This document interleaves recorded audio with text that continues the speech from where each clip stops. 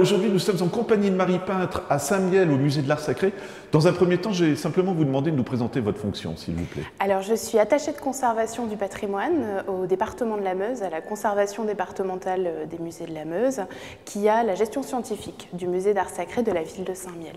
Alors, c'est pas une question piège, mais j'ai vu à l'entrée, il y a un panneau qui explique Saint-Mihiel, vraiment ville historique, quoi, finalement, hein, du point de vue religieux même, on va dire. Oui, tout à fait. Saint-Mihiel était une ville très importante au Moyen-Âge, à la Renaissance, avec une grande abbaye bénédictine dans laquelle nous nous trouvons actuellement, puisque le musée d'Art Sacré de Saint-Mihiel est situé dans l'abbaye bénédictine de la ville de Saint-Mihiel. Alors on va rentrer dans quelques instants plus en détail dans le musée, mais vous pouvez nous en parler généralement, qu'est-ce qu'on peut y voir tout simplement? Alors le musée d'Art Sacré de Saint-Mihiel a une particularité, il est ouvert depuis 1998, il est classé musée de France et il présente un ensemble de pièces religieuses essentiellement liées au culte catholique, un ensemble de pièces d'orfèvrerie, de sculptures, la salle dans laquelle nous nous trouvons, et également des ornements, des vêtements liturgiques qui, pour des raisons de conservation, ne sont pas présentés, sont en réserve, puisqu'ils sont sensibles à la lumière et puis aux variations climatiques. La particularité de ce musée, c'est un musée qui conserve des œuvres de communes meusiennes.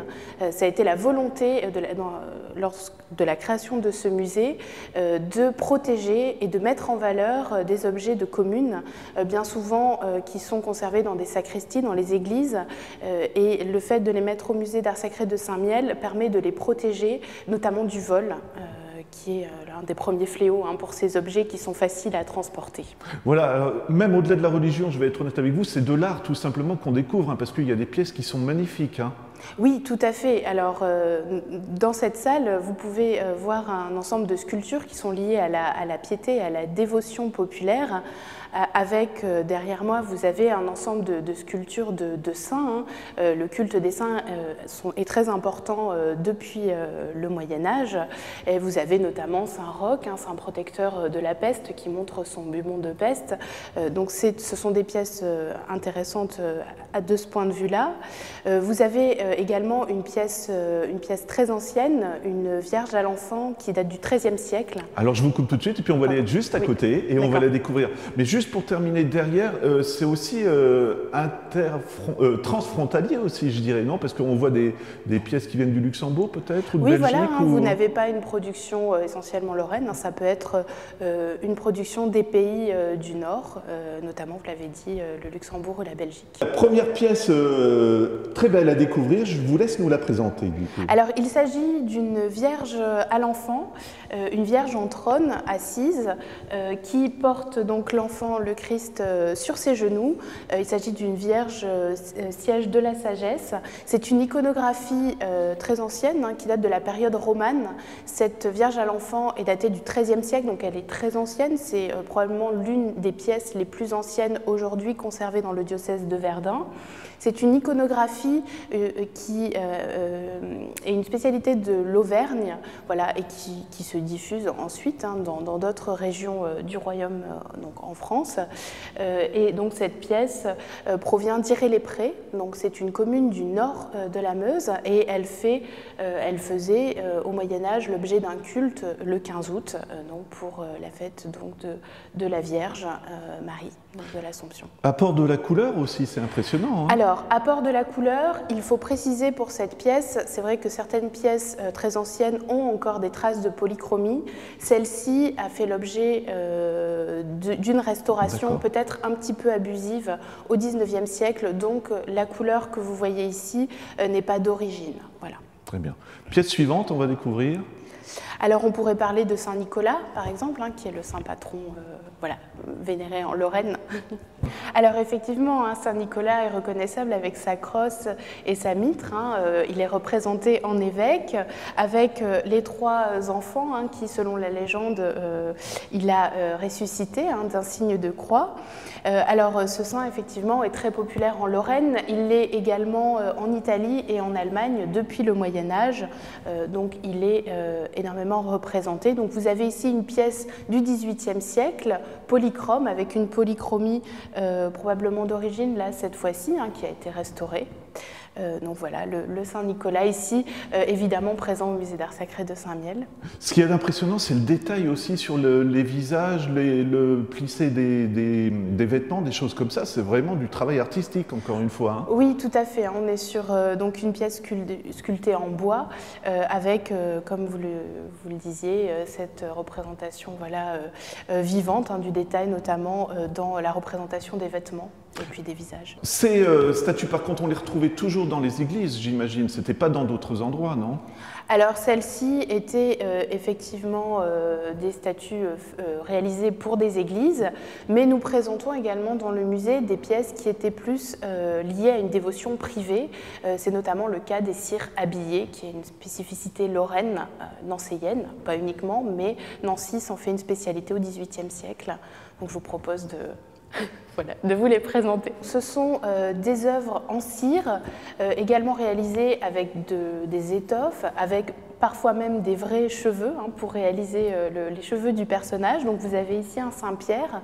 Les cires habillées sont une spécialité nancéienne au XVIIIe siècle. Certains ateliers se spécialisent dans la production de ce type de pièces qui étaient liées à la dévotion populaire, une dévotion privée.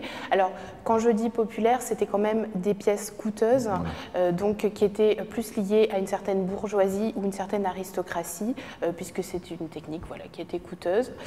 Donc on retrouve ce type de tableau. Hein. Les pièces sont souvent encadrées, sous verre, mises en valeur parfois avec des éléments naturels également. Et sur ce Saint-Pierre, hein, vous pouvez voir une expressivité quand même très marquante. Et là, c'était quoi? Protéger la maison aussi quand on remonte aussi à d'autres temps où on avait des petites statues pour protéger la maison. C'était le même principe ou c'était vraiment purement religieux? Alors ça pouvait être voilà, le saint patron voilà, de la famille ou alors d'un métier, d'une corporation. C'était lié voilà, à une dévotion familiale ou privée.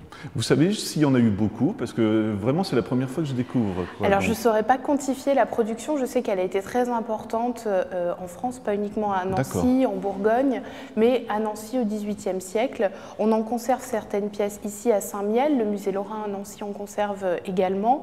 Alors ce sont des pièces en cire donc, qui sont quand même très fragiles et difficiles à conserver. Donc toute la production de l'époque n'est pas forcément parvenue jusqu'à nous. Marie, on continue dans le domaine privé finalement. Et là c'est vraiment, alors ça devient presque pointu je dirais, parce qu'il y a des petites boîtes. Si on les regarde comme ça n'a pas vraiment d'aspect religieux aussi. Mais je vous laisse nous expliquer un peu l'origine de ces boîtes. Alors ce sont des coffrets en bois dit de Sainte-Lucie. Hein, c'est un bois de merisier. D'après la légende, Sainte-Lucie était une princesse écossaise qui s'est réfugiée à Sampigny, à quelques kilomètres d'ici, et en mettant sa quenouille en terre, elle aurait créé des merisiers, ça aurait donné des merisiers, donc une espèce d'arbre au bois très dur qui ne fait pas de fil et qui permet de sculpter finement des objets. Donc ça s'apparente à des objets précieux, hein, puisqu'il y a un travail très fin de réalisation et de sculpture. Et donc ces objets qui sont présentés aussi ici au musée d'art sacré de Saint-Miel sont une spécialité locale, hein, régionale, et ils étaient liés à une production privée. Et notamment au XVIIe siècle, lorsque Louis XIV interdit la réalisation d'objets en bois précieux, ce merisier permet de se substituer, hein, de par ses qualités, au bois précieux, donc qui ne pouvait plus être utilisé, notamment l'ébène. Ça montre à quel point la religion était importante aussi au cours de l'histoire, hein, tout simplement, puisqu'elle était présente partout. Oui, tout à fait. Donc là, elle est présente donc, dans ce matériau hein, qui, donc, selon la légende, est associé à une sainte qui se serait réfugiée donc, ici en Meuse, à Sampigny. Alors, nous sommes ici dans la salle des objets de l'orfèvrerie. L'orfèvrerie meusienne est très importante, elle est souvent méconnue et donc c'est la principale richesse, on va dire, de ce musée d'art sacré de Saint-Miel. Alors nous avons parlé du culte des saints. Le culte des saints, dès le Moyen-Âge, se traduit par le culte des reliques. qui sont rapportés aussi en Meuse. Et au IXe siècle, l'évêque Hatton, qui est évêque à Verdun et originaire donc de Hatton, le village d'Hatton-Châtel en Meuse, rapporte une relique de Saint-Maur, qui était le deuxième évêque de Verdun au IVe siècle. Et cette relique va être d'abord conservée dans la crypte de l'église d'Hatton-Châtel, et au XVe siècle, ce bras reliquaire va être réalisé pour conserver la relique. Alors, habituellement, le reliquaire prend la forme du membre qui est conservé dedans. Or, ici, nous n'avons pas un os du bras, mais nous avons un tibia de Saint-Maur. Donc voilà, il y a peut-être eu une erreur à l'époque lors de la réalisation de ce reliquaire. C'est une pièce qui est exceptionnelle, hein. C'est un peu un des chefs-d'œuvre du musée d'art sacré de Saint-Mihiel. L'objet est réalisé en argent. Vous voyez le plissé de la manche qui représente le vêtement du personnage, et cette main gauche bénissant. La relique donc est conservée à l'intérieur, et une petite fenêtre au centre permet, quand on l'ouvre, de voir l'objet qui est conservé dans un drap rouge. On a déjà vu des pièces exceptionnelles, je veux dire, mais là c'est encore plus exceptionnel pour l'aspect historique, je dirais, du coup. Oui, tout à fait. Les pièces qui sont conservées au musée d'art sacré de Saint-Mihiel couvrent une période très large, allant du XIIIe siècle jusqu'au XXe siècle. Les objets du culte, et notamment les calices qui sont présents ici, les calices antérieurs à la Révolution française, en fait, sont assez rares finalement, puisque ce sont des objets d'orfèvrerie qui ont subi plusieurs outrages, notamment déjà au XVIIe, au XVIIIe siècle. Ils pouvaient être fondus pour avoir une réserve en or dans le royaume. Ce sont des pièces qui ont traversé les guerres, les différents vols, les pillages, toujours aujourd'hui malheureusement, et les négligences. Et des pièces comme celle-ci qui datent du XVIe siècle. Alors c'est une pièce composite, puisque le pied est daté du XVIe siècle et la coupe est datée du XVIIIe siècle, mais ce pied du XVIe siècle est particulièrement exceptionnel puisqu'il est représentatif d'un type d'orfèvrerie de la Renaissance qui aujourd'hui malheureusement est assez rare. Ça se retrouvait partout en France? Est-ce que c'était des artisans du coin? Comment ça se passait? Est-ce qu'on distribuait? Je ne sais pas comment l'Église, comment on va dire, fournissait le matériel, tout simplement. Alors on faisait appel à des orfèvres, donc la plupart des pièces sont identifiées grâce à leur poinçon. Ça pouvait être des orfèvres lorrains, mais on trouve aussi au musée d'art sacré de Saint-Mihiel des pièces qui sont réalisées en Italie ou dans d'autres régions en France. Et ce qu'il y a d'exceptionnel, encore une fois, c'est quand on est proche, il n'y a rien d'abîmé, c'est assez émouvant quand même de découvrir des pièces comme ça. Alors c'est vrai que ce sont des pièces qui ont traversé le temps, comme je vous le disais, qui ont échappé aux outrages. Souvent, c'était grâce d'ailleurs à la dévotion et à la foi des fidèles qui étaient prêts à cacher ces pièces pour en empêcher la destruction. C'est pour ça que ces pièces aujourd'hui que vous voyez là sont très bien conservées. Cette fois-ci, on se trouve vraiment devant un symbole de la religion catholique, c'est Jésus sur la croix tout simplement, mais pièce exceptionnelle une nouvelle fois, on va dire. Oui, alors cette croix effectivement est une pièce exceptionnelle aussi du musée d'art sacré de Saint-Mihiel. Elle est représentative de l'art de la Renaissance, notamment par son décor finement ciselé et sculpté, fait de rinceaux, d'arabesques, de motifs géométriques. Alors cette pièce est une croix, à la fois une croix processionnelle, qui était portée sur une hampe en procession, mais aussi une croix reliquaire, puisque au revers, une petite fenêtre, dans une petite fenêtre, on trouve un morceau du bois de la vraie croix. Donc voilà, c'est aussi un objet reliquaire. Alors en effet, on a le Christ représenté en croix, avec aux extrémités les représentations des 4 évangélistes, donc symbole traditionnel iconographique de la religion catholique. Et une petite particularité sur cette pièce, au-dessus du Christ, vous avez un petit camée représentant les dieux gréco-romains Neptune, Poséidon et Amphitrite. Et c'est probablement un bijou de la mère du commanditaire de cette croix, qui a été ajoutée, donc une iconographie antique païenne liée à une C'est ça, iconographie c'est passionnant. religieuse. Finalement, il y a deux chocs de culture, on va dire. Voilà, Hein. tout à fait. C'était probablement une volonté du commanditaire, donc Richard de Wassebourg, qui était archidiacre à Verdun, originaire de Saint-Miel, et qui a donné donc cette croix, qui a fait créer cette croix pour la paroisse Saint-Étienne de Saint-Miel. Et donc probablement, il a voulu laisser une trace familiale donc dessus avec ce camée. Pure curiosité, vous parliez de reliques comme ça. Est-ce que c'était un petit peu une concurrence entre différentes parois d'avoir des reliques comme ça, ou est-ce que c'était redistribué, encore une fois, par les autorités religieuses ? Alors, je ne saurais pas vous dire exactement. Je pense que le culte des reliques était important, notamment alors d'avoir une relique du bois de la vraie croix. Là, effectivement, on en trouve de nombreux. Les reliques, en fait, étaient liées à la dévotion. Donc, les fidèles venaient dans le sanctuaire vénérer ces reliques. Ça a donné lieu à la reconstruction d'édifices dès le Moyen-Âge pour accueillir tous ces fidèles. Et ces fidèles pouvaient effectivement faire des dons ensuite aux paroisses dans lesquels ils se rendaient. Juste avant de quitter cette pièce, une nouvelle fois, mais vraiment formidable, mais je voulais parler de cette croix, et c'est même vous qui me l'avez montrée, parce qu'elle est tout simplement magnifique. Je vous laisse nous la décrire. Donc on est là dans la vogue du néo-gothique au XIXe siècle, avec une profusion de décors que l'on voit notamment au niveau du nœud de la croix, où les saints sont représentés sous des dés et des gables gothiques. Alors vous avez une iconographie traditionnelle, avec le Christ en croix. On voit sous le Christ des anges avec des calices qui sont en train de récupérer le sang du Christ qui coule. De part et d'autre, vous avez Saint Jean et la Vierge Marie. Et au-dessus, en petit, Dieu le Père, donc qui est représenté, entouré des anges qui portent l'encens.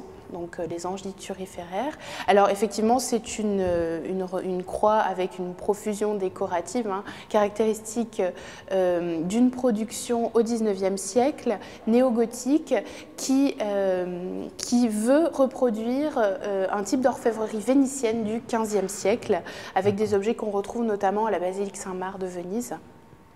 Donc là, ce sont des ateliers italiens qui ont produit cette œuvre. Alors, petite question piège, Marie, mais est-ce que c'était aussi une façon pour les artisans de se mettre en valeur, de montrer leur capacité de créer des pièces comme celle-ci aussi? Oui, alors tout à fait, ça peut être une démonstration de savoir-faire. Voilà. Là, c'était une volonté de reproduire un style du passé, du XVe siècle, qui était très travaillé, et donc la volonté au XIXe siècle de reproduire ce travail-là. Commémoration du centenaire de la guerre 14-18 actuellement, j'imagine qu'il y a un petit peu ça aussi pour cette exposition. Je vous laisse nous en parler parce que c'est vrai que nous, on a eu l'occasion de faire des émissions du côté de Verdun, donc on a été aussi dans les églises, on a découvert tout ça. Expliquez-nous un peu l'origine justement de ces vitraux. Alors, effectivement, nous nous trouvons dans l'exposition sur les vitraux patriotiques qui avait déjà été présentée en 1998. C'était l'exposition inaugurale donc, au musée d'art sacré de Saint-Miel. Elle a été représentée l'année dernière en 2016 et encore cette année en 2017 à l'occasion des commémorations du centenaire de la bataille de Verdun. On est là dans un thème qui fait référence à la reconstruction, donc à la période d'après-guerre. Nous sommes dans les années 1920, puisque de nombreux édifices sont détruits pendant la Première Guerre mondiale en Meuse, de nombreuses églises, et dans les années 1920, il va y avoir toute une vague de reconstruction de ces édifices avec un programme décoratif dont les vitraux font partie. Donc une centaine d'églises qui vont être reconstruites en Meuse, alors il n'y en a plus de 100, mais parmi ces églises, une centaine vont comprendre dans leur décor au moins un vitrail commémoratif. Alors qu'est-ce qu'un vitrail commémoratif? C'est un vitrail donc, qui commémore donc, des moments de la Première Guerre mondiale avec en premier lieu le poilu, la représentation du poilu qui va prendre place aux côtés des apôtres, des prophètes et des saints dans ce programme décoratif, le poilu martyr, donc, qui s'est sacrifié pour sa patrie, son pays, et donc qui est commémoré et célébré dans ces vitraux. Voilà, là on dépasse comme l'aspect religieux, il y a l'aspect patriotique, j'imagine aussi. Il faut montrer qu'on a gagné, quoi, quelque part aussi, non? Alors c'est Montrer qu'on a gagné, c'est surtout rendre hommage à ces hommes et même ces femmes qui se sont battus pendant la Première Guerre mondiale. Bien souvent, ces vitraux étaient commandés par des membres de la famille, hein, des personnages qui sont représentés dessus. On pouvait faire inscrire le nom de ces personnages. D'ailleurs, c'est essentiellement comme ça que ces vitraux ont été financés, parce que la reconstruction est coûteuse. Et pour réunir l'argent, puisque les vitraux, ça peut être 10% du budget donc, de la reconstruction d'un édifice, ce qui est considérable. Donc bien souvent, ce sont les familles qui faisaient une donation. Il y avait des souscriptions également, des coopératives qui réunissaient l'argent pour réaliser ces œuvres. Et l'aspect thématique, par exemple, derrière vous, on voit il y a les soldats qui côtoient des saints ou des choses comme ça, hein, dans le vitrage juste au fond là-bas. Vraiment, tout est lié cette fois-ci. Hein. Alors tout à fait, hein, comme je vous dis, le poilu, le soldat martyr, figure à côté des saints. Et notamment, on retrouve souvent Jeanne d'Arc, hein, qui déjà faisait l'objet d'un culte pendant la Première Guerre mondiale, hein, puisqu'elle a mené en son temps les troupes de Charles VII donc, contre les Anglais, et elle fait figure d'exemple. Et donc bien souvent, on retrouve ces poilus menés par Jeanne d'Arc sur le front. Voilà. Juste avant de nous quitter, si vous voulez bien, on va découvrir, c'est un modèle, hein, c'est ça qui a servi à Douaumont, hein, si je ne me trompe pas. Tout à fait, un ensemble, les cartons de vitraux donc de l'ossuaire de Douaumont qui sont conservés ici. Je vous laisse tout simplement nous expliquer ce qu'on est en train de découvrir, hein, parce que c'est impressionnant encore une fois. Alors vous pouvez découvrir dans cette exposition un ensemble exceptionnel, les cartons de vitraux de l'ossuaire de Douaumont, qui ont été commandés à un peintre parisien, Georges Desvallières, qui a fait l'objet d'une rétrospective au musée des Beaux-Arts de la ville de Paris en 2016. Donc c'est un artiste important qui va être sollicité donc après la guerre pour réaliser ces cartons de vitraux de l'ossuaire de Douaumont. Donc on peut aujourd'hui admirer les vitraux à Douaumont, et donc ces cartons sont ici présentés au musée d'art sacré de Saint-Miel, et c'est assez exceptionnel puisque ces œuvres d'art graphique repartiront après en réserve dans la mesure où elles sont sensibles à la présentation, à la lumière de manière trop longue. Ce sont donc des vitraux qu'on voit à Douaumont après, hein, ils sont installés là-bas. Hein. Tout à fait, donc dans la chapelle et donc la crypte de l'ossuaire de Douaumont, vous pouvez admirer les vitraux, et là ce sont les modèles, on va dire, qui ont servi aux peintres, hein, avant que le vitrail soit réalisé par les verriers. Merci pour votre accueil et puis pour la visite que vous nous avez accordée, c'était vraiment un plaisir. Et on invite les gens à venir parce qu'il y a des tas d'autres pièces à découvrir, donc je vais vous laisser nous donner le numéro de téléphone du musée d'art sacré de Saint-Miel, s'il vous plaît. Alors le musée d'art sacré de Saint-Miel se trouve au premier étage de l'Office du tourisme de Saint-Miel. Jusqu'au 31 mars, vous pouvez le découvrir la semaine et le samedi, et du 1er avril au 31 octobre, toute la semaine. Donc ce musée est ouvert, et bon, pour avoir des horaires plus précis, vous pouvez donc appeler l'Office du tourisme au 03 29 89 06 47.